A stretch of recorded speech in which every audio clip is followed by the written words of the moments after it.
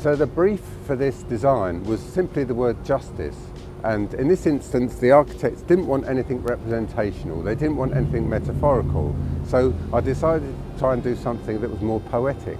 So the design had a kind of a meter and a pace and a rhythm, and also a harmony and a balance that said justice. Because this facade is an entire block that faces Washington Street, but it's also the idea that any given point of the design, your eye can enter it and move comfortably in one direction or another.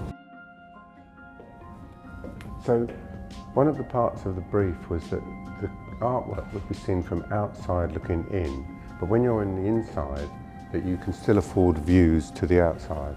And this was to afford people privacy on the inside of the building. But one of the ways that we've done that is to introduce a dot matrix into the glass design.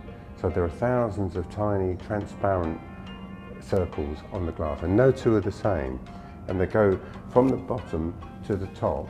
They begin to get smaller and smaller until they get to the spandrel panel. And when they get to the spandrel panel, the design becomes a complete solid again. So the dots get tiny. But on that journey, what we find is that we end up with a moire, this kind of moire effect on the glass. But you only see that from inside looking out. It doesn't affect the views from outside looking in. When I left the art college in Swansea, I got a Crafts Council grant to set up my own workshop and studio. And the first thing that I bought was a kiln, and it was a gas firing kiln. It was very fast, and it could fire a piece of glass about 1'6" by 2 feet, which was bigger than anything that we could fire in the glass department at the time. But my thoughts were to create glass that was just pure colour, but without lead, maybe hand painted or printed ceramic enamel onto float glass. And but fast forward to the project in New Jersey. These sheets of glass, they use exactly the same technique. It's all ceramic enamel, printed onto float glass, fired, toughened, laminated, put into IGUs, and then installed into the building. But in this case, the glass size, the sheets on the bottom are 20 feet high by 5 feet wide, and the sheets on the top are 10 feet by 5 feet.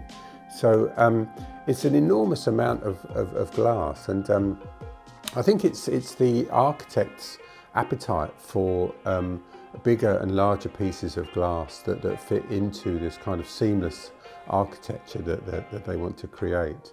But it's amazing that these things have changed in my lifetime, that the technology has advanced so much.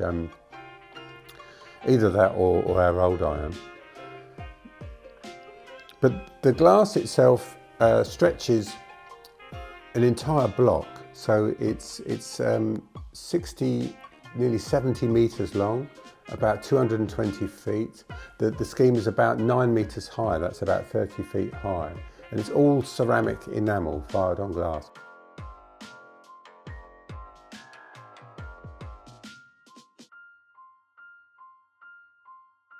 But I suppose another idea was the title. The title was Reason, Spirit and Desire, and it comes from Plato's description of the soul.